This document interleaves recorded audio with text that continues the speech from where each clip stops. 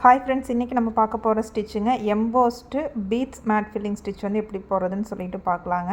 அதுக்கு இந்த மாதிரி ஒரு ஸ்கொயர் ஷேப் ட்ரா பண்ணிவிட்டு இந்த மாதிரி டிவைட் பண்ணி வச்சுக்கோங்க. எப்பவும் போல் மெஷின் த்ரெட்டை எடுத்து நாட் போட்டுட்டு கீழேருந்து த்ரெட்டை வந்து வெளியே எடுத்துக்கலாம். வெளியே எடுத்துகிட்டு நான் வந்து ஃபஸ்ட்டு ஒரு 5 கோல்டன் பீடை வந்து இன்சர்ட் பண்ணிக்கிறேங்க. ஸோ 5 கோல்டன் பீடை போட்டுட்டு நான் வந்து ஒரு ஸ்டிச் போட்டு எடுத்துருக்கிறேன். நெக்ஸ்ட் வந்து அகெயின் 5 அதுக்கு கான்ட்ராஸ்ட்டாக ஒரு ப்ளூ கலர் பீடை வந்து நான் எடுத்துருக்கிறேன். அகெயின் 5 பீடு எடுத்துகிட்டு நாட் போட்டு அதாவது ஒரு ஸ்டிச் பண்ணி எடுத்துருக்கேன். எடுத்துகிட்டு அடுத்தது வந்துட்டு மறுபடியும் ஒரு கோல்டன் கலர் பீடை வந்துட்டு 5 பீடாக கொடுத்துட்டு லாக் போட்டுக்கிறேன். கடைசியில் ஒரு லாக் ஸ்டிச், அதாவது லாக் ஸ்டிச் பண்ணிவிட்டு டேர்ன் பண்ணிக்கிறேன். அடுத்த லைன் போகிறதுக்காக டேர்ன் பண்ணிக்கிறேன். ஸோ டேர்ன் பண்ணுறதுக்கு முன்னாடி ஒரு லாக் ஸ்டிச் போட்டு தான் டேர்ன் பண்ணணும். ஸோ டேர்ன் பண்ணிக்கிட்டேன். இப்போ வந்து என்ன பண்ணணும்னா இந்த ஒரு ரோ ஃபுல்லாக போடுறதுக்கு இதே கலர் காம்பினேஷனில் தான் போட போகிறோம். ஸோ அகெயின் வந்துட்டு கோல்டன் கலர் 5 பீடை கொடுத்துட்டு ஒரு ஸ்டிச் பண்ணிக்கிறேன்.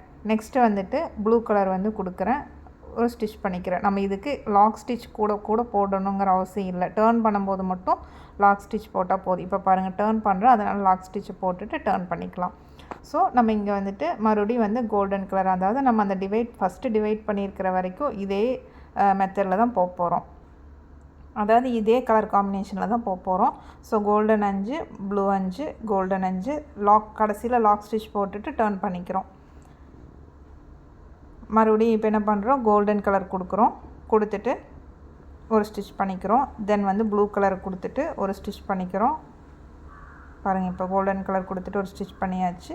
நெக்ஸ்ட்டு ப்ளூ கலர் ஒரு 5 பீடை கொடுத்துக்குறோம். 5 அவங்களுக்கு அந்த சைஸ் வந்து எந்த ஒரு சேஞ்ச் ஆகாது, நீட்டாக இருக்கும் அதுக்காக. ஸோ நம்ம அகெயின் லாஸ்ட்டாக கோல்டன் 5 கொடுத்துட்டு ஒரு ஸ்டிச் பண்ணிவிட்டு இப்போ என்ன பண்ணோம், ஒரு லாக் ஸ்டிச் போடணும். அதாவது இடையில லாக் ஸ்டிச் சென்டரில் போடலை, எண்டில் வரும்போது ஒரு லாக் ஸ்டிச் போட்டுட்டு தான் டேர்ன் பண்ணணும். இல்லாட்டி அந்த இடம் வந்து கொஞ்சம் லூஸ் அடிக்கும், டேர்ன் ஆயிரும் பீட்ஸு. ஸோ அதுக்காகத்தான். ஸோ கடைசியாக நம்ம மறுபடியும் இப்போ என்ன பண்ணுறோம், 5 கோல்டன் கொடுக்குறோம், 5 ப்ளூ கொடுக்கணும், 5 கோல்டன். ஸோ இந்த மாதிரி இந்த பாக்ஸை வந்துட்டு நம்ம கம்ப்ளீட் பண்ணிக்கலாம். நீங்கள் நினைப்பீங்க எம்போஸ்டுங்கிறீங்க, நீங்கள் எம்போஸ்டு ரோப் எதுவுமே ஃபிக்ஸ் பண்ணாமல் நீங்கள் ஸ்டிச்சஸ் போட்டுட்ருக்கீங்க. ஸோ இது எம்போஸ்டான்னு சொல்லி கேட்கலாம். பட் இது எம்போஸ்டு தான். நம்ம அப்படிங்க ரோப் ஃபிக்ஸ் பண்ணி போட்டிங்க அப்படின்னா ரொம்ப மேலே பீட்ஸ் நம்ம கொடுக்கும்போது ரொம்ப தூக்கின மாதிரி இருக்கும். நம்ம எம்போஸ்டு ரோப் ஃபிக்ஸ் பண்ணணுங்கிற நீடு இந்த ஸ்டிச்சுக்கு இல்லைங்க.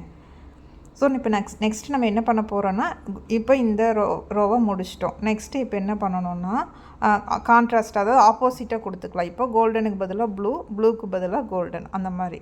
இப்போது கோல்டனுக்கு பதிலாக ப்ளூவை கொடுத்துக்கலாம் 5. நெக்ஸ்ட்டு வந்துட்டு கோல்டன் 5, ப்ளூ 5, கோல்டன் 5, இந்த மாதிரி போகும்.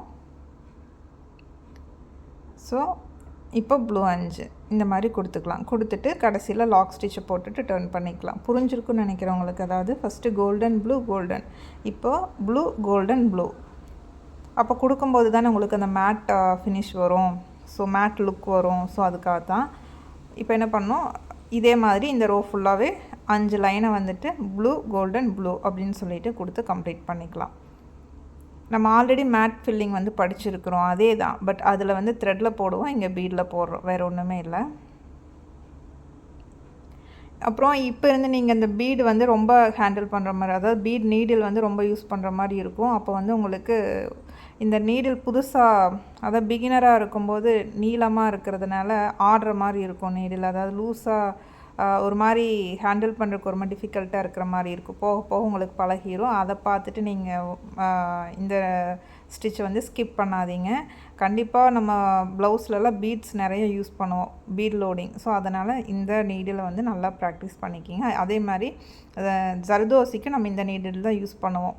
ஸோ இப்போ இருந்தே நம்ம நல்லா ப்ராக்டிஸ் பண்ணிட்டோன்னா ஜர்தோசி ஸ்டிச் போகும்போது கண்டிப்பாக உங்களுக்கு ஈஸியாக இருக்கும் இந்த நீடில் ஹேண்டில் பண்ணுறதுக்கு.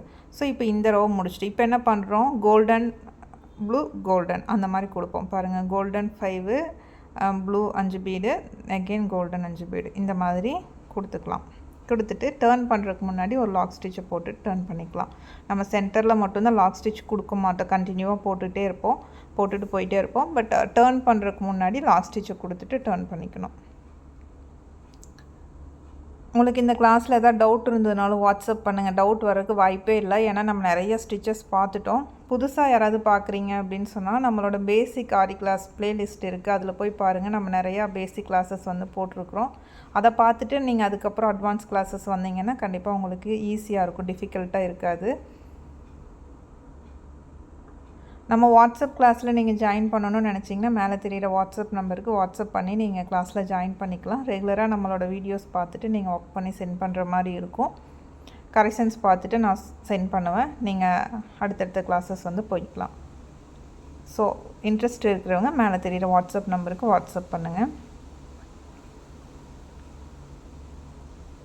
அதே மாதிரி இந்த ஸ்டிச்சுக்கு நீங்கள் ஷேப் டிசைன் போடணுங்கிற நீட் இல்லை. இதை மட்டும் கொஞ்சம் பெரிய ஸ்கொயராக நீங்கள் ட்ராப் பண்ணிவிட்டு அதில் இந்த ஸ்டிச்சை ப்ராக்டிஸ் பண்ணி எனக்கு சென்ட் பண்ணுங்கள். சும்மா போட சொல்லிட்டாங்க ஈஸி தான் அப்படின்னு சொல்லிட்டு சின்ன ஸ்கொயராக போடாமல் கொஞ்சம் பெரிய ஸ்கொயராக போட்டு ஒர்க் பண்ணுங்கள். கண்டிப்பாக இன்ட்ரெஸ்ட்டாக இருக்கும். நம்ம இந்த மாதிரி கலர்ஃபுல்லாக ஒர்க் பண்ணும்போது போராக நம்ம ஒர்க் பண்ண மாட்டோம். கண்டிப்பாக இன்ட்ரெஸ்டிங்காக தான் நம்ம ஒர்க் பண்ணுவோம் இந்த ஸ்டிச்சை. ஸோ கண்டிப்பாக ஒர்க் பண்ணி எனக்கு சென்ட் பண்ணுங்கள். இப்போ கடைசியில் லைனை கொடுத்துட்ருக்கோம். ஸோ அகெயின் சொல்கிறேன், ஃபஸ்ட்டு 5 பீடை கோல்டன் கலர் கொடுத்துருக்கோம். நெக்ஸ்ட்டு ப்ளூ கலர் வந்துட்டு 5 கொடுத்துக்குறோம். ஒரு ஸ்டிச் பண்ணிக்கிறோம். லாஸ்ட்டில் கோல்டன் கலர் வந்து 5 கொடுக்குறோம். கொடுத்துட்டு எப்பவும் போல் ஒரு ஸ்டிச் பண்ணிவிட்டு அதை லாக் பண்ணுறதுக்கு ஒரு லாக் ஸ்டிச்சு, எக்ஸ்ட்ரா வேணுனாலும் ஒரு செயின் ஸ்டிச்சை கொடுத்துட்டு அதுக்கப்புறம் நீங்கள் எண்டு நாட் போட்டுக்கலாம். எண்டு நாட் போடுறது எப்படின்னு சொல்லிவிட்டு நம்ம ப்ளேலிஸ்ட்டில் வீடியோ இருக்குது, அதை பார்த்துட்டு கூட நீங்கள் எண்டு நாட் போட்டு புதுசாக பார்க்குறவங்களுக்காக சொல்கிறேன், போட்டு ப்ராக்டிஸ் பண்ணிக்கிங்க. இப்போது நம்ம இந்த ஸ்டிச்சை கம்ப்ளீட் பண்ணியாச்சு. இதோடு நம்ம முடிக்கக்கூடாது. எப்போவுமே ஒரு ஸ்டிச் போடும்போது அவுட்லைன் கொடுக்கணும் கம்பல்சரி. அது நம்ம ஸ்டூடெண்ட்ஸுக்கு தெரியும். ஸோ அவுட்லைனை நீங்கள் சரி த்ரெட்டில் கூட கொடுத்துட்டு எனக்கு சென்ட் பண்ணுங்கள். கண்டிப்பாக இந்த கிளாஸ் உங்களுக்கு புரிஞ்சிருக்குன்னு நினைக்கிறேன். புரியாதவங்க வாட்ஸ்அப் நம்பருக்கு வாட்ஸ்அப் பண்ணுங்கள். கண்டிப்பாக கிளியர் பண்ணுறேன். தேங்க்ஸ் ஃபார் வாட்சிங்.